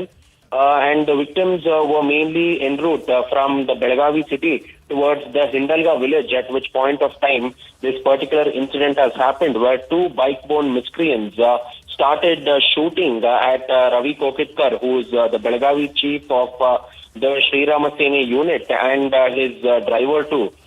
So initially one of the bullets grazed the chin and the cheek of Ravi Kokitkar, and later it hit the left arm of his driver, who was also injured. And immediately as soon as this incident came out, there were like around 50 to 100 people who immediately gathered at the spot, and the miscreants have fled now. It is also being learnt in the initial investigations that the miscreants have fled towards Hindalga village, and from there on their movements are being tracked because it was a two-wheeler. Nobody has been able to notice the registration number of the two-wheeler, whether it was a registration number from Karnataka or from elsewhere. So that is the initial investigations which has been, conducted. Now, the police commissioner of Belgavi, Borlingaya, has already stated stated that 4 teams have already been formed to nab the accused in this particular case, and therefore investigations are on. The cops are also going on to access the CCTV footage, which was right near the Hindalga jail too, because this incident has happened around 100 to 150 meters behind Hindalga jail. So they're looking at the CCTV footage from the outer periphery of the compound of the Hindalga jail too, to look if there has been anything which has been recorded as well. Meanwhile, the Sri Ramasena units across Karnataka are stating that they will go on to protest if the government does not act immediately and the criminals, these perpetrators, are not put behind bars too. And additional KSRP platoons too have been deployed outside the hospital where the victims are being treated now, and the doctors have stated that they are completely out of danger. There is nothing to worry, and their health condition is stable now, and their statements have also been recorded by the cops, Shivangi. All right. Thank you, Praja, for joining us here. We'll get all the top updates for you on Republic TV. Much more coming up on the other side as we continue to be live and breaking and getting the top updates this morning. Much more coming up on the other side as 1 dead, 7 injured as buildings collapse in the national capital. Plus, new Himachal Pradesh cabinet is set to take oath today. Stay tuned.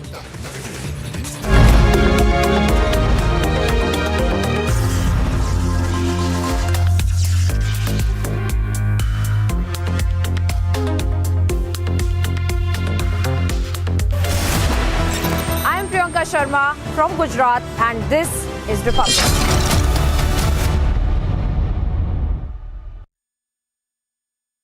In this revolution of ideas, obviously there were various influences. Were Indian figures like Chhatrapati Shivaji inspiring the revolutionaries more, or was it global events? The revolutionaries were characters of their own time. But a very important inspiration was also the long history of India's resistance to foreign occupation. And of course, Hindu revivalism is an important part of it. How they saw themselves, holding the Gita in one hand, a revolver in the other hand, and making oaths. So you can see Hinduism, particularly the Shakti strand of Hinduism, having a deep influence on the way many of these revolutionaries saw themselves.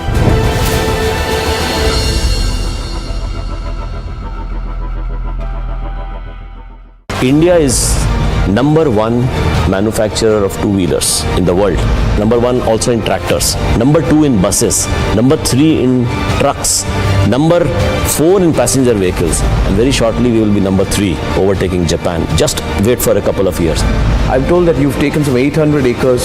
You are investing some 20,000 or 18,000 crore rupees in a Haryana plant. So you're also preparing for the future. Yeah. That shows your commitment. Its capacity is 1 million cars annually.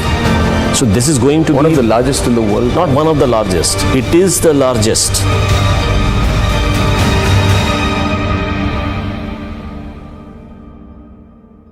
We tried to draw a complete divide between, say, Savarkar, Bhagat Singh or Bagha Jyoti, and is that the right thing to do? Because there was something that connected them. We look at what divides them. What we are trying to do is to see this history from today's ideological lens. But their lens was completely different. They were a part of one big project. So I think we are not doing justice to this movement by trying to carve them up into small bits and pieces based on, today's ideological debates.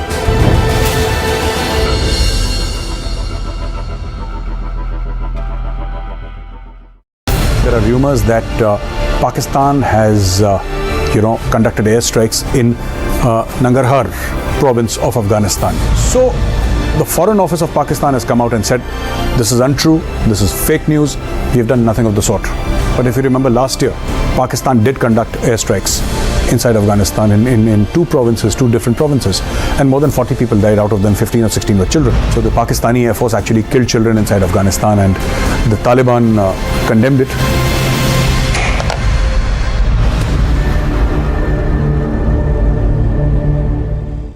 In your view, what was the role of Swami Vivekananda and others like him, and the whole idea of a civilizational confidence in our freedom struggle? So what we are trying to do is to try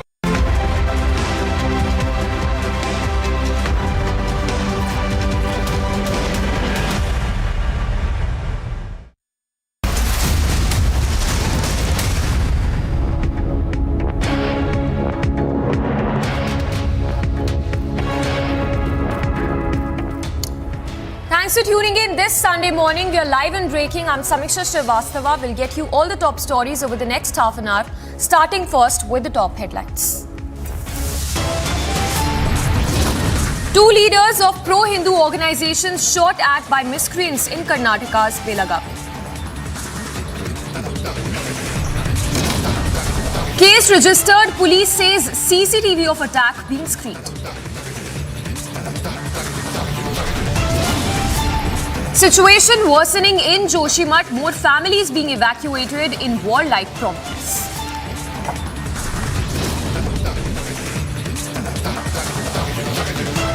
One dead, several injured as building collapses in the national capital.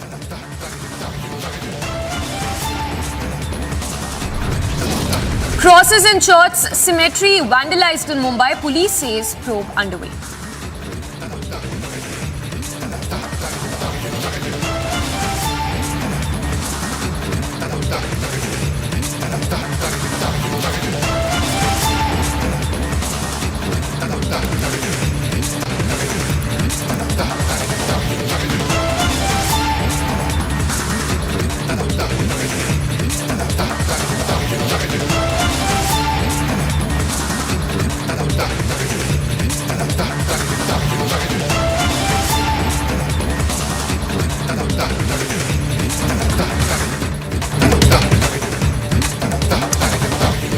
We start with Newsbreak coming in the latest on the situation in Joshimath, which has only been worsening. We are now given to understand that more families have been displaced, in fact have been moved to safer locations, and the number of houses of course affected as a result of these buildings developing cracks has now risen to 603. So more families are being evacuated as we speak. Meanwhile, the rescue operations has also been expedited. A reaction as well coming in from the petitioner. Remember, the matter has already been, in fact, has already reached the top court. And we have a reaction that has come in from the petitioner who says that they would be filing petition in the Supreme Court pertaining to urgency of the Joshimath land subsidence issue, and that now it's on court how soon they'll hear and give the direction. So of course situation has only been deteriorating from bad to worse in Uttarakhand's Joshimath, where more families are being evacuated. In fact, the total number of families that have been evacuated so far have now risen to 603. Before we go across to Anuj, who's reporting live from Joshimath, let's listen into that reaction that has come in from the petitioner who's filed a plea in the Supreme Court. जा रहे हैं, याचिका हमने दायर कर दी है।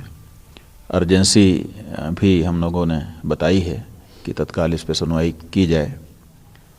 न्यायाधीशों के ऊपर है कि वो कितनी जल्दी इसको सुनते हैं और इस बारे में जो हम लोग डायरेक्शन चाह रहे हैं वो देते हैं। बात यह है कि जोशीमठ में लंबे समय से संकेत मिल रहे थे कि भूगर्भ में कुछ हलचल है और उसका अच्छा परिणाम नहीं बन सकता है, लेकिन लोग उपेक्षा करते रहे।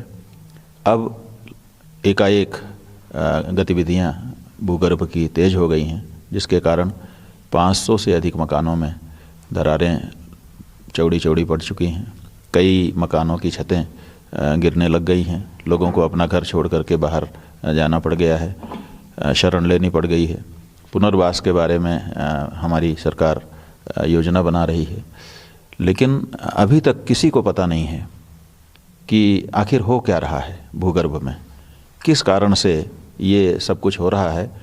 और जब तक ये पता नहीं कि किस कारण से हो रहा है, तब तक ये भी पता नहीं हो सकता है कि कितना तक होने वाला है। आखिर ये बात कहाँ तक जा कर के रुकेगी? क्या पूरा नगर समाप्त हो जाएगा? क्या कुछ अंश समाप्त हो जाएगा?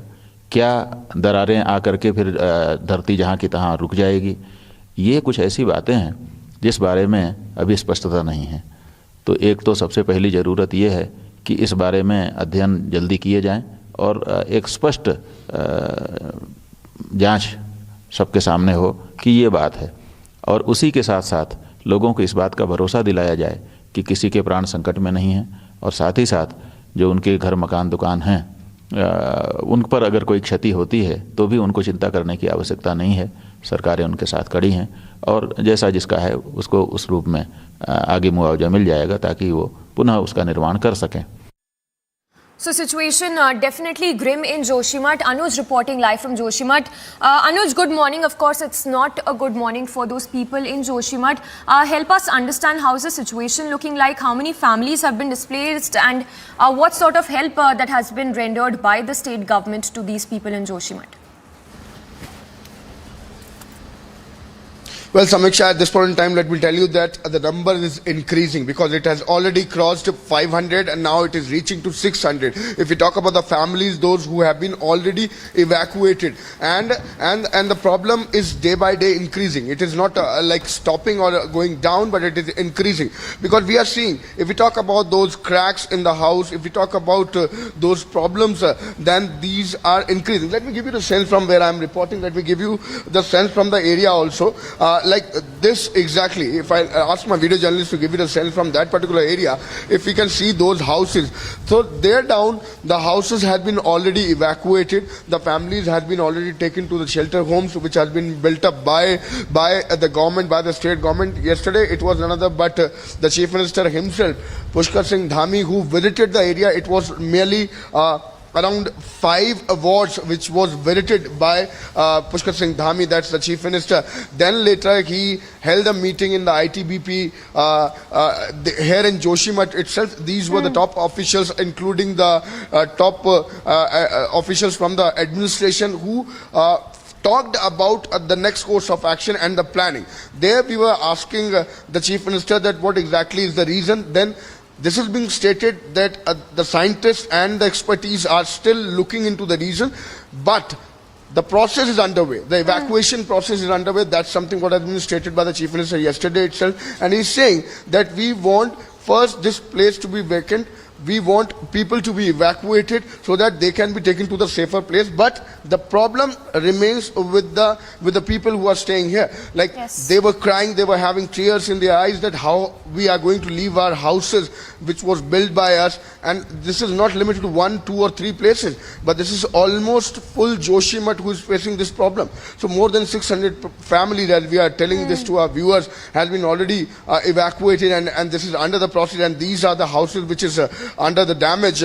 And we have seen the temple which collapsed. So we have seen the hotels, the buildings which has been shifted, the cracks on the road. So that's the trouble within the people. That's the problem which is being faced by the people, the locals. They are in fear. But on the other hand, this is the government and the administration who is working day and night on the same to clear this place first, so that they can work out on the things that what exactly would have been the reason that this is happening. On the other hand, the matter has already reached, the issue has already reached to the apex court. We will see, wait and watch what exactly is going to happen in this particular petition. But yes, the problem remains the same. Yes, Anuj, stay with us. Talking about the help that's been rendered by the state government so far, we understand they've been provided those temporary relief shelters. But anything in the long run that they've been guaranteed in terms of any permanent shelters that they would be provided after all of this is assessed and the situation is properly assessed by the state government? Well, when we talked to the Chief Minister yesterday, he was stating about the same, that till now this is a temporary arrangement. We have seen the schools, we have seen Gurdwara, there is a Nagar Nigam office which has been transferred into these shelter homes. But yes, if we talk about the permanent solution, that's the worrisome situation within the people also. They are also saying, when we are going to leave our residences, when we are leaving our houses, is this going to be the permanent solution? Till now, this was stated by the Chief Minister yesterday that yes, he is working on the same. They are looking for some alternate, but how it is going to happen is going to be a bit early to say, because this is going to be like a requirement of the more planning if we talk about, because this is not limited to 1, 2 or 3 families. That's something what I was stating earlier also.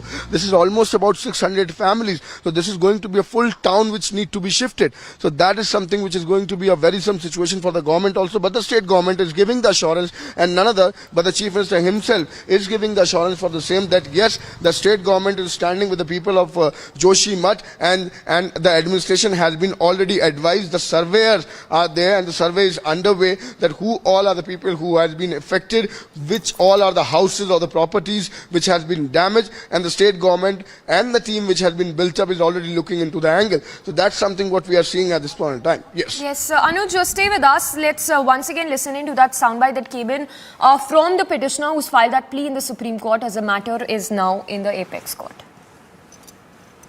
में हम लोग जा रहे हैं, याचिका हमने दायर कर दी है।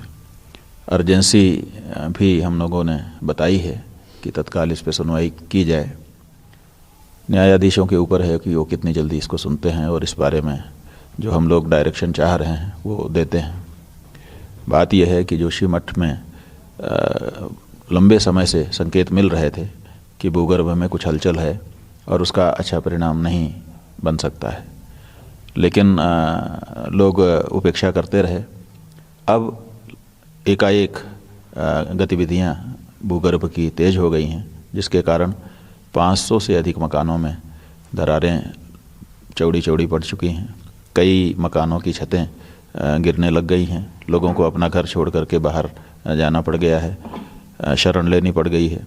पुनर्वास के बारे में हमारी सरकार योजना बना रही है, लेकिन अभी तक किसी को पता नहीं है कि आखिर हो क्या रहा है भूगर्भ में, किस कारण से ये सब कुछ हो रहा है। और जब तक ये पता नहीं कि किस कारण से हो रहा है, तब तक ये भी पता नहीं हो सकता है कि कितना तक होने वाला है। आखिर ये बात कहाँ तक जा कर के रुकेगी? क्या पूरा नगर समाप्त हो जाएगा? क्या कुछ अंश समाप्त हो जाएगा? क्या दरारें आकर के फिर धरती जहाँ की तहाँ रुक जाएगी? ये कुछ ऐसी बातें हैं जिस बारे में अभी स्पष्टता नहीं है। तो एक तो सबसे पहली ज़रूरत ये है कि इस बारे में अध्ययन जल्दी किए जाएं और एक स्पष्ट जांच सबके सामने हो कि ये बात है, और उसी के साथ साथ लोगों को इस बात का भरोसा दिलाया जाए कि किसी के प्राण संकट में नहीं हैं, और साथ ही साथ जो उनके घर मकान दुकान हैं उन पर अगर कोई क्षति होती है तो भी उनको चिंता करने की आवश्यकता नहीं है। सरकारें उनके साथ खड़ी हैं और जैसा जिसका है उसको उस रूप में आगे मुआवजा मिल जाएगा ताकि वो पुनः उसका निर्माण कर सकें। So situation definitely worsening in Joshimath as we speak. Those are the visuals on your screens of that show the kind of situation that is prevalent in Joshimath. People in fact are seen leaving their houses as more than 600 families have been affected as a result of those cracks that have developed at their houses. In fact, latest what we're given to understand is that a survey team is there in Joshimath trying to assess the situation, trying to get a ground check. Of course, Anuj there getting us those live updates. Anuj, if you can give us a ballpark figure as to the total population in Joshimath, how many people have been displaced so far and how many more are expected to be displaced or given those temporary relief shelters by the government? Well, Samiksha, let me tell you that most of the area is already affected or getting affected because the cracks are increasing and this is from the road to the buildings, it is reaching like that. Let me give you the sense from where I'm reporting. As you can see this, we can show this to our viewers. This is the crack in the road. This is the crack in the road and this could be clearly seen. So this is the route, the normal way, but this is happening in the houses, this is happening in the hotels, in the buildings. That's something what we are seeing at this point in time. There I'll ask my video journalist to give you a sense from that particular area. So this could be clearly seen. This is the basement and the ground of this particular building, and this could be clearly seen how the crack is increasing over there, and that's something what we are seeing. So this is not limited to one place. This is not limited to one road, but this is happening across the Joshimath at this point in time. That's something what we are seeing. If I'll ask my video journalist to give you the sense from that particular area, then on my right there are multiple houses. We visited them yesterday also, and we have been reporting from there where the people has already left, and some of them are there because they are not willing to go, they are not ready to leave their houses. But yes, the condition, as you were asking me that how many families are being affected, then this is almost the figure if we talk about has reached to 600. This is nearby 600 where the houses or the families if we talk about has already been affected by these cracks and the damage. On the other hand, let me tell you that the hotels, the shops, the houses, the roads, we are clearly seeing it, how it is being affected, and the cracks like these are increasing. The temples have fallen down, the buildings are like collapsing. That's something what we are seeing. So this exactly is the situation. I'll ask my video journalist to give you a sense from that particular area. There you can see, if we go through the version of these people, then there down, this is the project of JP. There down, this is the project of NTPC. So the locals are saying that this has been happening because of these kind of projects, and the kind of blast or the kind of preparation that has been done to build these kind of projects. This is happening because of this. Look, we are just continuously moving ahead, and let me once again give you the sense from this particular area also how the roads has got the crack. You can clearly see this is like a huge crack in middle of the road. So that's something what we are seeing when we are moving ahead. So every part of Joshimath is almost like under this kind of situation, and that's the trouble, that's the problem which is being faced by the people of Joshimath. We have seen the Chief Minister yesterday. Yes, the Chief Minister was here, but on the other hand, as being stated by the Chief Minister himself, the main focus is to vacate this place so that nobody got injured, so that everybody can be safe. But the main point here in the mind of the people is what is going to be the permanent solution of the same. Because till now, this is like people are getting shifted to some shelter home or to some other arrangement which has been made in by the state government. But what exactly is going to the permanent solution? That is the question in the people in the mind of the people. So this is something what is becoming a more worrisome situation for the people of Joshimath. There is to wait and watch how it is going to pan out more.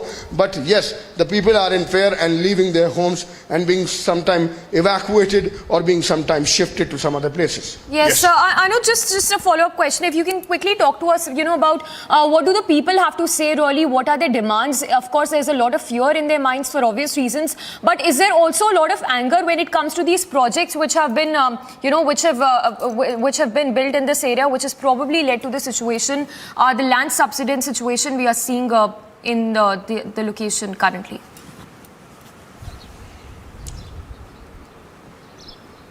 Well, whenever we are talking to the people or the locals who are facing these problems, yes, this is the answer, that this is happening because of these kind of projects which is being like built up or rather underway. We have seen 2 years back also how the people of this particular area and the nearby area has faced the problem because one of the project in Tapovan. And now this is again being the repetition of the same. Rather, the problem here people are saying is not a one-day problem, or it has not started yesterday. It is a long back problem, and these people have been requesting to the administration that they should stop. And finally the condition could be clearly seen, and we are seeing the condition, what is happening with the roads, what is happening with the buildings, with the houses, with the hotels, with the temples. So the problem here is that the people are saying that nobody is listening to them, and this is happening because of these kind of projects which is going on. I'll ask my video journalist to once again come here and give you the sense from that particular valley. If you can see, I'll ask him Surinder Shah to come this side a bit and show you that particular project. If we can zoom a bit, and that's particular the area and where the project is going on. And there the people used to say, the complaint of the people is that there are several blasts in the midnight, there are several blasts in the daylight. So because of that only this is happening. This is the problem. That's the anger within the people, why they have been not listened, why the state government or why the authorities are not listening to them. This is something what has been stated by the people of Joshimath. And yes, this is the anger. There is the anger within the people that we are suffering, we are leaving our residences, we are leaving our houses, and that's the problem which is being faced by the people. Yes. Anuj, stay with us, and here's, in fact, let's take a look at this detailed report filed by Anuj, where he spoke to those residents voicing their concerns, as well as those measures that have been taken by the state government, where teams have been deployed. Choppers have also been kept on standby in Joshimath. A key transit point for tourists travelling to Badrinath and Hemkund Sahib is sinking. Joshimath is sinking. Located at a height of 6,000 feet in Chamoli district, Joshimath falls in high-risk seismic zone 5. 561 houses in different areas of the town have developed cracks. बेटा हमको कोई रहने के ठिकाना है ही नहीं, कहाँ जाऊँ हम? इतने बच्चे लोग हैं यहाँ, इतनी परेशानी हुई, किराएदार वो सारा लोग चल गए और हम लोग कहाँ जाऊँ? हमें ये सरकारी से ऑर्डर नहीं आ रहे कि तुम वहाँ कमरे में जाओ, ना हमको कोई खर लोग देखने सब आ रहे, और कोई नहीं बोले कि तुमको ठिकाना है वहाँ सोने के लिए कमरे तुम्हारे वहाँ है, कहाँ जाऊँ हम? क्या करूँ? It is not just houses but even the lands have developed cracks. Condition, let me give you a sense. You can see the cracks in the roads, I can see, and there I'll ask my video journalist to zoom it a bit, and so that we can show you properly what is happening. If we talk about this particular road, this is a normal road, and this is not limited to road. Let me take you ahead. We will also talk to the people, but there you can clearly see the kind of cracks in the road. A temple collapsed, which has alarmed residents living under constant fear of a major disaster. You can see this was a temple which was here, and it is down now. It has collapsed. So there you can see the condition, as we were showing you the condition earlier also, how the cracks could be clearly seen. Even I'm standing on this particular house where this particular temple was, and now you can see it has already collapsed because of these kind of cracks which could be clearly seen in whole Joshimath. That's something what I'm seeing in this particular ward. Chief Minister Dhami said that Joshimath has spiritual and cultural importance, and it is also to be kept in mind that the livelihood of people is not affected. जो प्रभावित परिवार हैं या प्रभाव उसके आपदा के जो प्रभाव क्षेत्र में आने वाले मकान हैं, उनमें रहने वाले लोगों को सबसे पहले सुरक्षित किया जाए। बचाव का काम, राहत का कार्य, ये पूरी निगरानी में यहाँ पर हमारी SDRF की टीम, जिला प्रशासन के लोग, हमारे आपदा प्रबंधन के सचिव, कमिश्नर, सभी लोग वहाँ पर कैंप कर रहे हैं। Meanwhile, a plea has been filed in the Supreme Court to immediately intervene to assist the repair work of Uttarakhand. It also mentions to provide urgent relief to the people of Joshimath facing extremities and danger to their life and property. Bureau Report, Republic TV.